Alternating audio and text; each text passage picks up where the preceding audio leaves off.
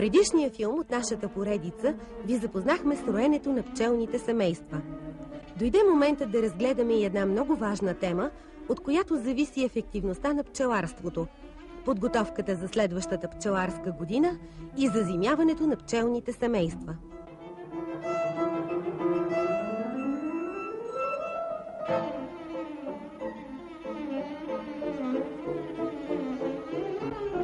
За нашата страна то обикновено започва в края на юли или през първата 10-дневка на август, когато пашата вече е завършила. Това е много важен период в пчеларската практика, тъй като от подготовката за зазимяването зависи успешното презимуване и нормалното пролетно развитие на пчелното семейство. Веднага след завършване на последната паша е необходимо да се направи основен преглед на всички пчелни семейства.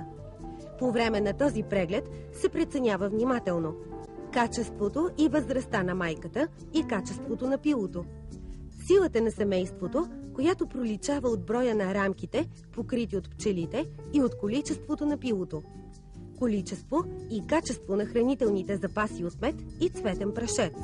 Извършва се третиране на пчелите против варуатоза, акарно заболяване, причиняващо големи загуби на пчеларството. Ако е необходимо, сега е моментът да се попълнят хранителните запаси. Целта е през периода от 15-20 дни след свършването на пашата, пчелите, които ще отпаднат, да бъдат използвани за преработка на храната и отглеждане на пилото, от което ще се излюпят зимните пчели. Особено важно за успешното презимуване на едно семейство е то да има качествена майка. Трябва да се има предвид, че семействата, които са дали най-много мед, имат майки с доказани качества, защото те отрано са развили и поддържали силни семейства. Но такива майки са изразходвали своя потенциал, затова смяната им е наложителна. Задължителна е смяната и на тези майки, чието семейства, въпреки нашите усилия, не са достигнали нито желаното развитие, нито пък са дали очакваните добиви от мед и прашец. Качеството на новата пчелна майка може да преценим по качествата на затвореното пило, количество, плътност и начин на подреждането му. Ако майката отговаря на изискванията, тя ще продължи да снася до късно през есента и ще гарантира ранното пролетно развитие на семейството. Качествената майка – това е краягълният камък, който полагаме в основите на успеха през следващия сезон. Другото важно условие, върху което се гради успехът, са хранителни запаси.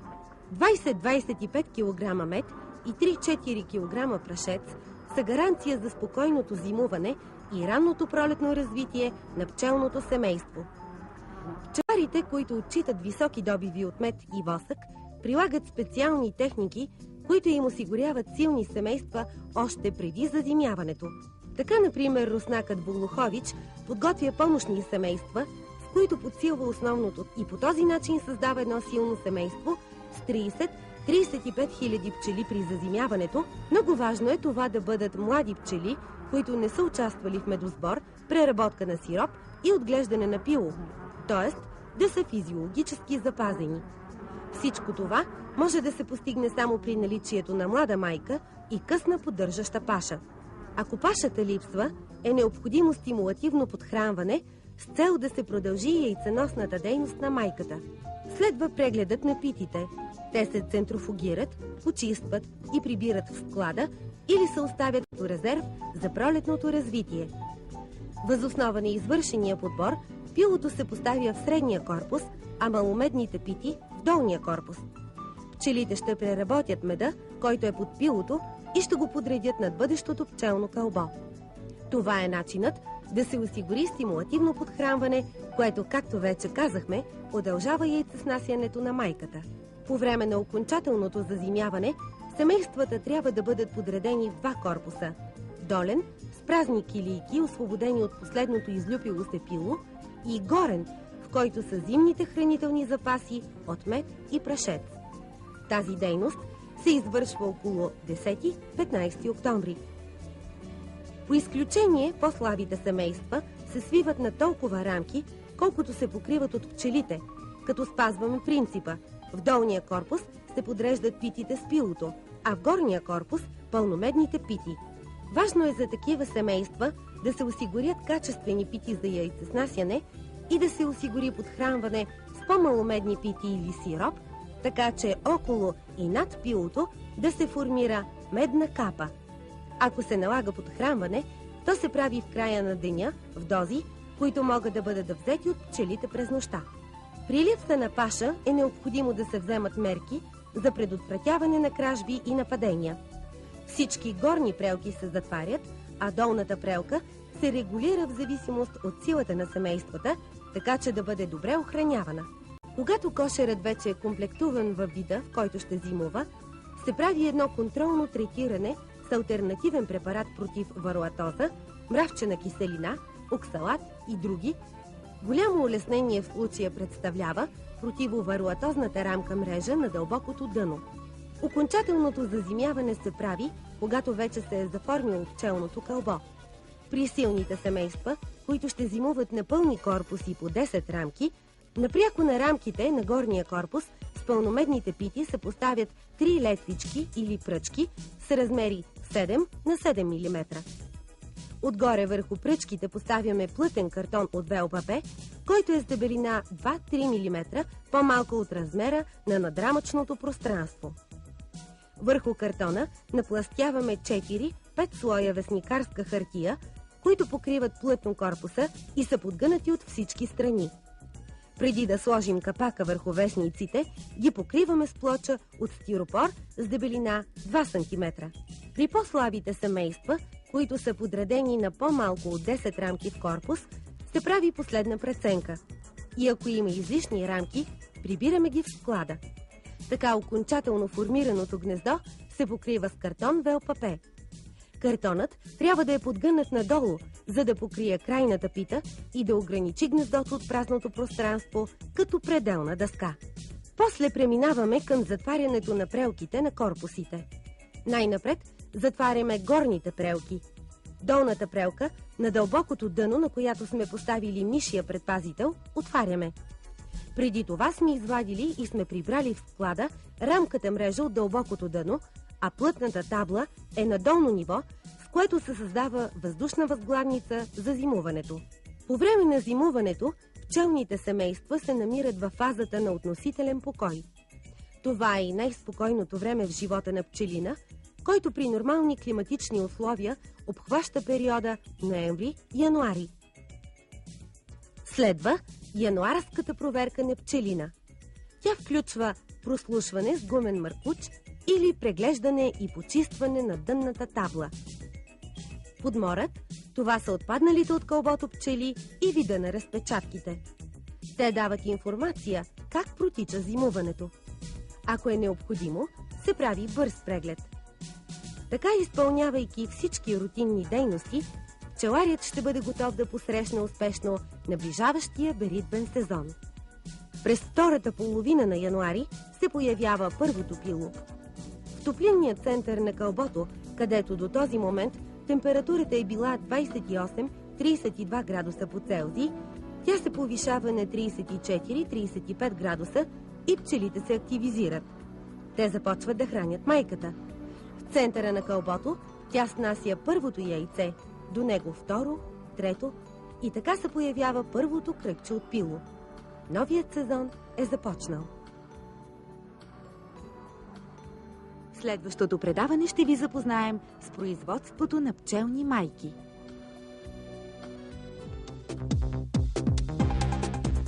Те са ловки, те са безжалостни. Те са хитри, те са пъргави. Те имат нужда от нашата закрила. Очи в очи с животните.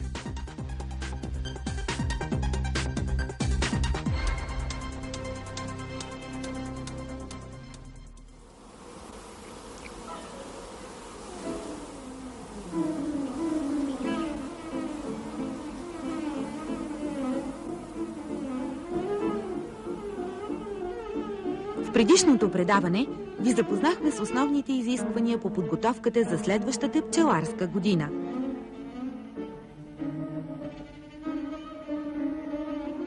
Остана да разгледаме още една важна за ефективността на пчеларството тема Производство на пчелни майки.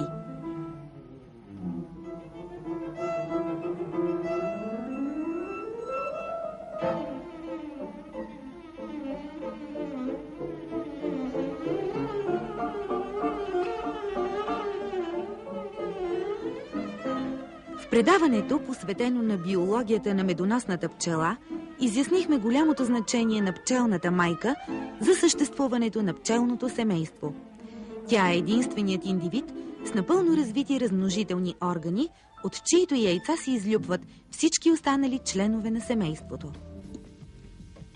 Способността на пчелното семейство само да отгледа нова майка при роене или когато загине старата майка е забелязано от пчеларите много отдавна и е използвано при създаването на нови семейства, за смяна на старите майки или за спасяване на осиротели семейства. А не винаги отгледаната от едно пчелно семейство млада майка е достатъчно качествена, за да гарантира по-голяма продуктивност.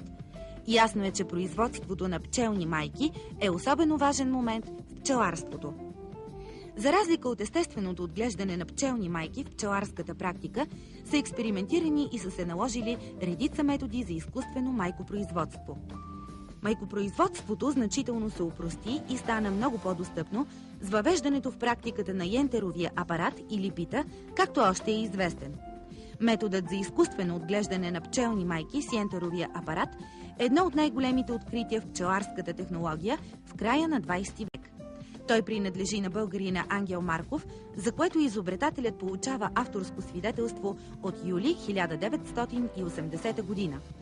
За съжаление, то не намира признание у нас и след изтичане на забранителния срок за прилагането му е внедрено от немския пчелар Карл Йентер и по света става известно с неговото име, а не с името на истинския му автор. Ще се спрем накратко на устройството му. Тялото на апарата представлява едностранно изградена изкуствена пчелна пита. В нея има 90 пробити килийки, в които се нареждат подвижни дънца от към задната страна на апарата. Предната страна на питата наподобява восъчна основа в начален стадий на изграждането с височина 3 мм. На разстояние 12 мм от същата страна се поставя капак, ханеманова решетка, средата на който има отвор с диаметър 3 см и кръгло капаче. С него майката се затваря в питата, за да започне да снася в килийките с подвижните дънца. Апаратът е изработен от специална пластмаса и може да се вгражда във всички модели плодникови рамки. За подреждането на изкуствените маточници на йентеровата пита се използва специално направена маточна рамка.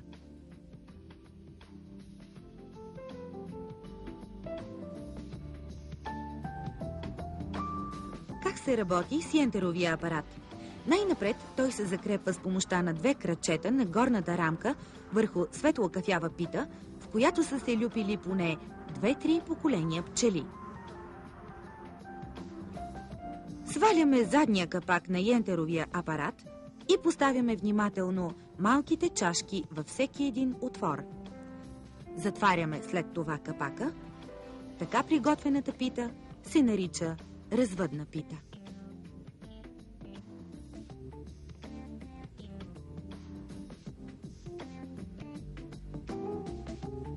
Тъй като отглеждането и съзряването на търтиите спрямо майките е по-дълъг процес, подготовката на бащиното семейство трябва да предхожда с 18-20 дни деня, в който ще затворим майката на семейството донор в йентеровия апарат за яйцеснасяне.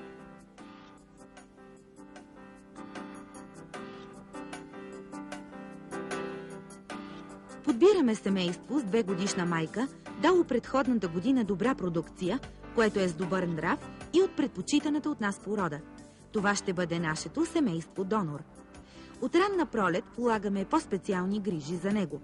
Подхранваме го с меден сироп, но забавяме разширението му, за да го предизвикаме да заложи маточни чашки.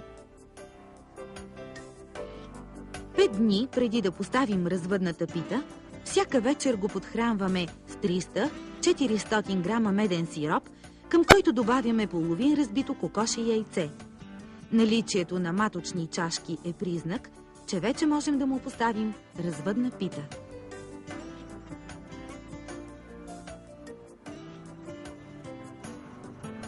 Сваляме капакът ханеманова решетка от йентеровия апарат, поставяме развъдната пита на равна хоризонтална плоскост. Намазваме с гъст мед с масна консистенция килийките, така че да се запълнят до половината. Отново поставяме решетката и спускаме развъдната пита в средата на семейството донор. Тя ще бъде почистена от пчелите му и ще придобие неговата специфична миризма. Ще ви предложим примерен график на работа по дати. На 1 май в 10 часа поставяме развъдната пита за почистване. На 2 май в 16 часа изваждаме почистената пита, сваляме кръглото капаче, намираме майката в гнездото и внимателно я вкарваме през отвора на апарата. Затваряме капачето и връщаме развъдната пита на мястото й. На 3 май в 10 часа изваждаме развъдната пита, сваляме ханемановата решетка и освобождаваме майката. Проверяваме има ли достатъчно количество яйца, необходими за отглеждане на желания от нас брой майки. Връщаме веднага развъдната пита на същото място в гнездото. Продължаваме подхранването всяка вечер по известния ни вече начин. На 6 май в 10 часа отваряме семейството донор и проверяваме наличието на излюпени млади личинки. Ако плуват в пчелно млечице с големината на малко лещено зърно, това е признак, че можем да ги пренесем в семейството отгледвач. Семейството отгледвач трябва да е достигнало максималното си пролетно развитие благодарение на специално положени грижи. Подхранване всяка вечер с 300-400 грама меден сироп и подсилване в продължение на 2-3 седмици с зряло пчелно пило не повече от 2-3 пъти. Ако семейството е вече с магазин, сваляме го, а пчелите прибираме в плодника. Така го докарваме до предроево състояние, за което очевиден признак са маточните чашки по краищата на централните пити. Следва преустройство на семейството отгледвач. Най-напред отваряме плодника и изваждаме 3 пити, една с мед и прашец и 2 с открито пило заедно с пчелите по тях. Поставяме тези пити в преносимо съндъче. Внимаваме майката да остане в плодника. Попълваме местата на иззетите пити с други пити от склада. Подреждаме гнездото и поставяме ханеманова решетка, която изцяло покрива плодника. Върху този плодник поставяме втори празен корпус или 2 магазина един върху друг. Подреждаме питите, иззети от долния корпус, в следния ред. От южната страна поставяме първо питата с мед и прашец. След нея пита с открито пило. После поставяме маточна рамка с прикрепени жълти държачи на летвите й, комплектовани с уширени кафяви втулки. Следва отново пита с открито пило. Последната 5-та пита е празна, взета от склада. Поставяме и преградна дъска. Откритата част от питите на долния корпус покриваме с памучно платно, под което сме наредили напречно на рамките няколко летвички с дебелина 8 мм. Затваряме семейството. След 6 до 12 часа то вече може да приеме личинките от семейството донор за отглеждане. Следва процедура по пренасене на личинките от семейството донор в семейството отгледвач. Най-напред изваждаме маточната рамка от семейството отгледвач, където тя е престояла около 12 часа. Очистваме я от пчелите и я отнасяме в топла стая, а корпусът покриваме. В помещението поддържаме оптимална температура 25-30 градуса Целзий и влажност 80%. Работим внимателно, но бързо, тъй като от момента на изваждането на развъдната пита от семейството донор до предаването на личинките в семейството отгледвач имаме на разположение не повече от 15 минути. Изваждаме развъдната пита, очистваме я от пчелите с птиче перо и последователно изваждаме една по една чашките с личинки с по-широките втулки, които са набити на жълтите държачи. Така комплектованите чашки поставяме в маточната рамка, като я държим във вертикално положение. После я отнасяме до отгледвача. Откриваме корпуса и поставяме маточната рамка на предишното й място. Пререждаме рамките, така че да осигурим 8 мм разстояние между маточната рамка и питите с открито пило. Затваряме корпуса, подхранването продължава всяка вечер. На 13 май по обяд, около 12 часа, затваряме запечатаните маточници в клетки. На 15 май маточниците са зрели и можем да ги използваме по определено от нас предназначение. На 16 и 17 май майките се излюпват. И така, с темата за производство на пчелни майки приключи телевизионната научно-популярна поредица "Насаме с пчелите".